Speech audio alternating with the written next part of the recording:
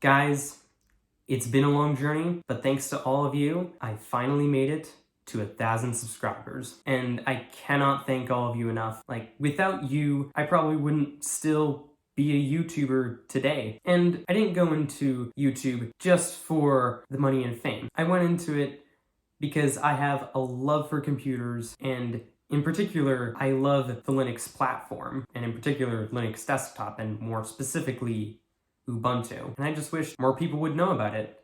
And I felt like this is the best way to get the word out there. Moving on to channel updates. The first one that you probably already noticed, but I'm gonna mention it anyway, is my new branding. I've decided to change out my profile picture and channel banner. One, just to have a more recent picture of me up there, and two, just to give the channel a new aesthetic. I thought it would be a cool change for when I reach 1,000 subscribers. And I went with a C-Matrix background because for those of you who've been with my channel for a long time, you may remember when I hit 100 subscribers, I actually switched to this background featuring C-Matrix running on my laptop and also on the second display once I got that. It's usually green, but for this video I went with red just because I thought do something special for my celebrating 1,000 subscribers video. But I figured this background has been used in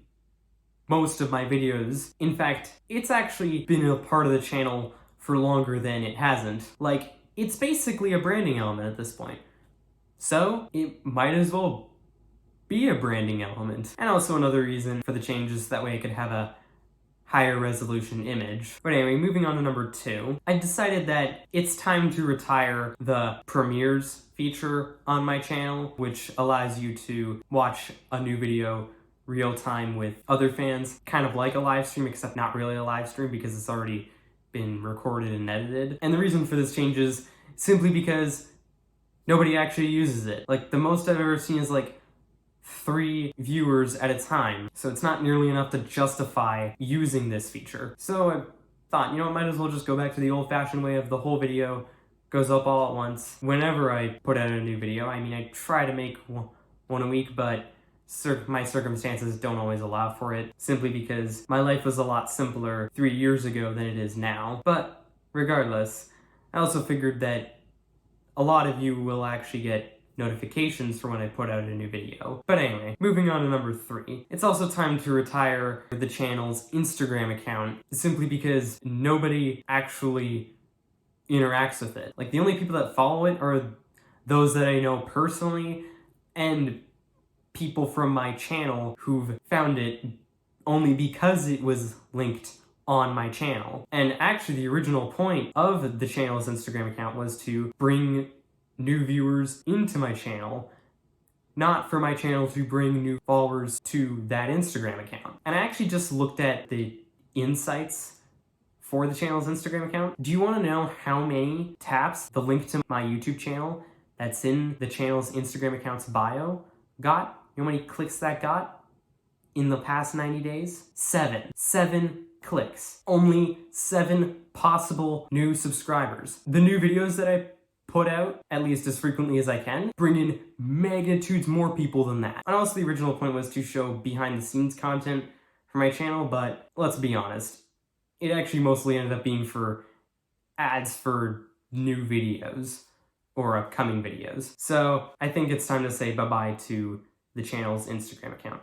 Like, I'm still keeping it up in case you want to look at it. I mean, I'm not deleting it. It's just that I will no longer be posting to it. Now that I've got the community tab on YouTube, and I've had it for a while now, I can just use that to post announcements. And it's actually a much better implementation of that, since I can just make text-only posts. And all of you who are subscribed will see it from within YouTube. Now, I am thinking of setting up a community for the channel outside of YouTube, simply because I don't really want to put all my eggs in one basket. I'm not really sure exactly what platform I'll use or how I'll implement it yet, but that's what the community tab is for, I guess. Anyway, moving on to update number 4. Obviously, the actual type of content that I make is not going to be changing. I make technology videos, mainly centering on Linux, and I make tech tutorials, tech discussions, Linux distro tests, and tech experiments, again, mainly centering on Linux. That's not going to be changing, but what is going to be changing is that I'm shifting away from making these opinion-based videos about, like, why I hate Windows and why Linux is so much better than proprietary offerings. And I'm more going to focus on the educational content, like the tech tutorials, as well as the tech experiments, because let's be honest, those videos are really fun to make. And a lot of them actually end up doing well, because I feel like my fact-based content is what actually works for me. That's actually what brings in views and new viewers, some of which translate to new subscribers. Now, don't get me wrong, I did enjoy making these opinion-based videos at a time when I was still experimenting with what content actually works for me and what doesn't. But now I've realized that, you know what, that type of content doesn't really work as well for me as the fact-based stuff. And if you look at my most popular videos, you'll see what I mean. So I feel like it's time to move on from that.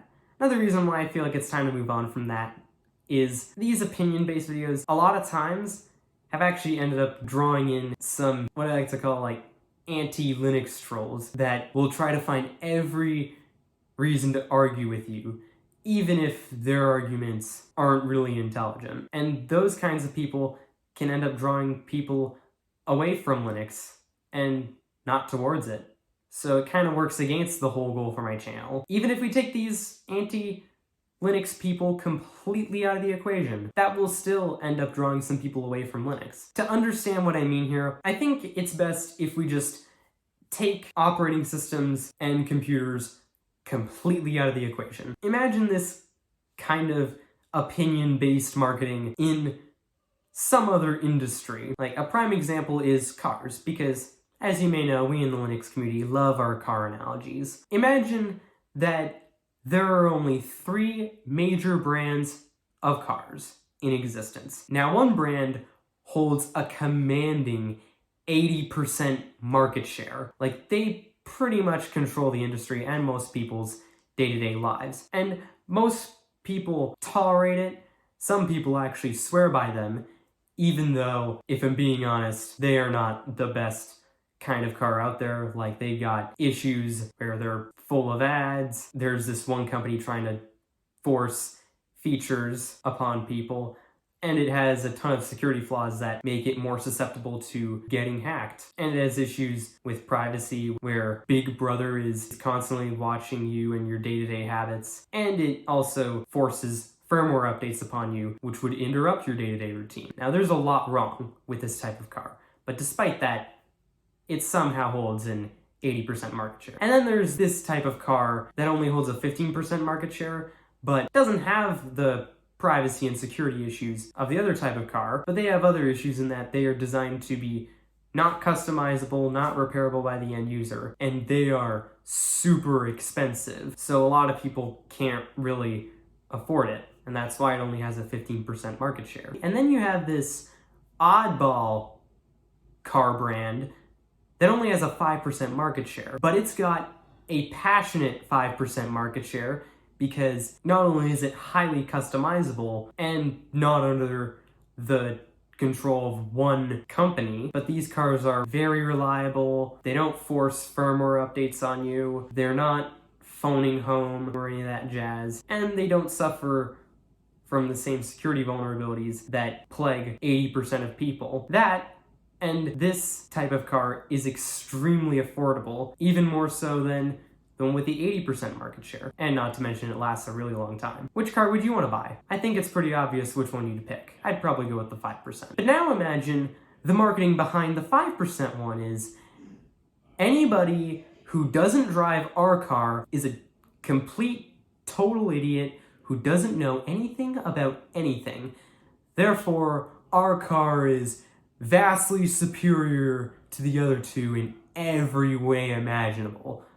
Well, what do you think the other 95% are gonna think? Are they gonna think, wow, these people are very passionate about their cars. They must have good reasons for it. I should go try that type of car, maybe take one for a test drive.